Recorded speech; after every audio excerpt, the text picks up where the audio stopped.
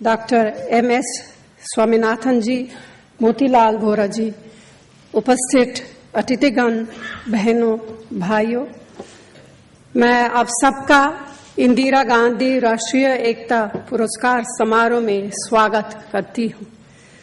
हम सभी जानते हैं कि ये पुरस्कार असीम साहस वाली महान महिला इंदिरा जी की याद में दिया जाता है, जिन्होंने राष्ट्रीय एकता के लिए अपने प्राण न्योछावर किए।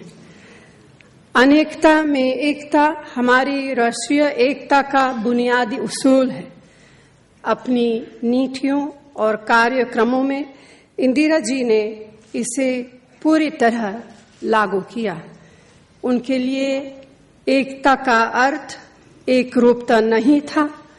वे मानती थी कि हमारा भारत अनेक भाषाओं, धर्मों, वर्गों, मानव समूहों और संस्कृतियों का देश है, जहां सभी को फूलने फलने का अवसर मिलना चाहिए। उन्होंने इस सब के बीच भारत की उस विराट धारणा को अपनी आंखों से कभी ओझल नहीं होने दिया। उस भारत को जिसकी असाधारण अनेकता से उसकी एकता और अधिक मजबूत हुई। इसी के साथ वे अच्छी तरह समझती थी कि अगर देश में गरीबी और आर्थिक पिछड़ापन अधिक समय तक बना रहा तो उससे हमारी बुनियादी एकता के ताने बाने को नुकसान पहुंच सकता है। इसलिए उन्होंने अपने समय में लगातार समाज के कमजोर वर्गों को ऊपर उठाने और विकास की प्रक्रिया में उन्हें भागीदार बनाने का प्रयास किया।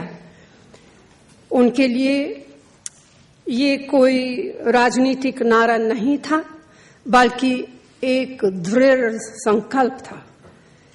इंदिरा जी के इसी राजनीति दर्शन के सम्मान में यह पुरस्कार दिया जाता है और आज डॉक्टर MS स्वामीनाथन जैसे व्यक्ति को सम्मानित करते हुए हमें गर्व का अनुभव हो रहा है।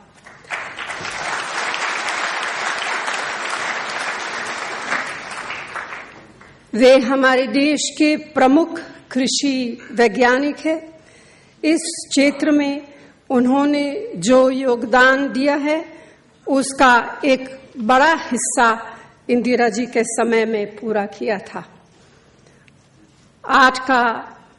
60 का दशक हमारे देश के लिए एक कठिन समय था। अनेक मुश्किलों के साथ साथ लगातार 2 साल तक बरसात नहीं हुई। ज्यादातर प्रदेशों में अकाल था। अनाज के मामलों में हम बाहरी देशों के भरोसे थे। इंदिरा जी ने संकल्प लिया कि हमें अनाज के मामले में आत्मनिर्भर होना है। इस लक्ष्य को पाने के लिए उन्होंने डॉक्टर स्वामीनाथन को जिम्मेदारी सौंपी कि वे अपने अन्य साथियों के साथ कम से कम समय में सभी जरूरी वैज्ञानिक प्रयास करें। आलोचना करने वाले उस समय भी थे, सिर्फ दोष देखने वाले उस समय भी थे। कुछ लोगों को भरोसा ही नहीं था कि यह संभव है, लेकिन ये शानदार तरीके से पूरा हुआ।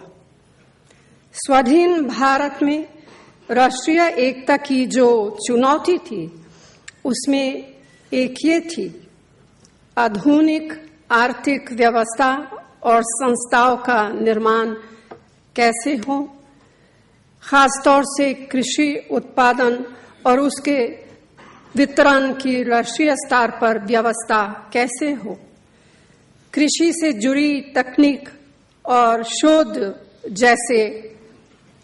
वैसे कैसे आगे बढ़ें, जिससे हमारे देश का आर्थिक आधार मजबूत हो।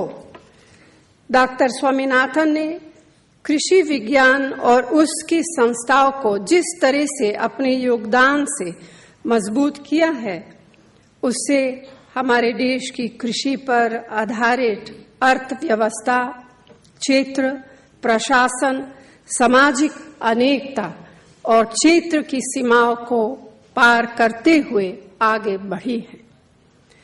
उनके वैज्ञानिक कार्य सारे देश में दिखाई देते हैं और उसे ये सिद्ध हो गया है कि भारत का एक एक कोना एक दूसरे से जुड़ा है और एक दूसरे पर निर्भर है।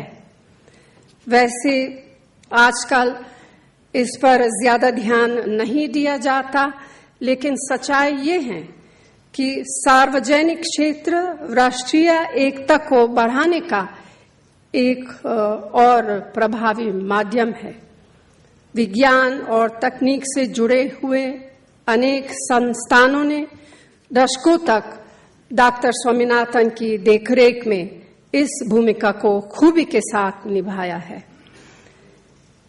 इनमें से कई संस्थानों की स्थापना उस समय हुई जब इंदिरा जी प्रधानमंत्री थी और डॉक्टर स्वामीनाथन कृषि संबंधी शोध का निर्देशन कर रहे थे, जिसने आगे चलकर खाद्यान्न में आत्मनिर्भरता की बुनियाद डाली।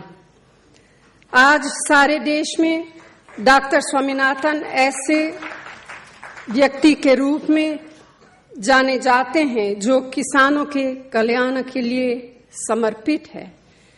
अपनी ऊर्जा और उत्साह के बल पर वे संस्थाओं के निर्माता रहे हैं और खास तौर से युवा पीढ़ी के लिए प्रेरणा का स्रोत बने हैं।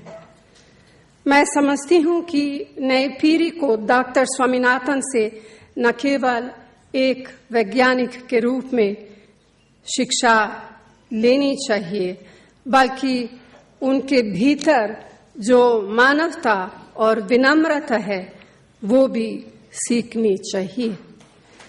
उन्हें अंतर्राष्ट्रीय स्तर पर तमाम पुरस्कारों और सम्मानों से सराहा गया है। मैं आज अपनी ओर से और आप सबकी ओर से उनका अभिनंदन करती हूं और शुभकामना देती हूं। अंत में मैं कहना चाहती हूं कि हमने राष्ट्रीय एकता को हमेशा सबसे ऊपर रखा है। देश की एकता के लिए कुछ विचारधाराओं, संस्थाओं और व्यक्तियों से अक्सर खतरा बना रहता है जो हमें आपस में बांटना चाहते हैं।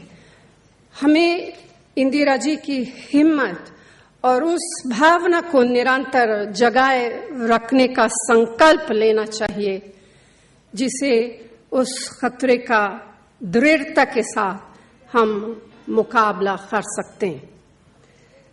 अगर इंदिरा जी आज होती तो हमसे निश्चित यही अपेक्षा करती। मैं आप सबको धन्यवाद देती हूँ। धन्यवाद। जय हिंद।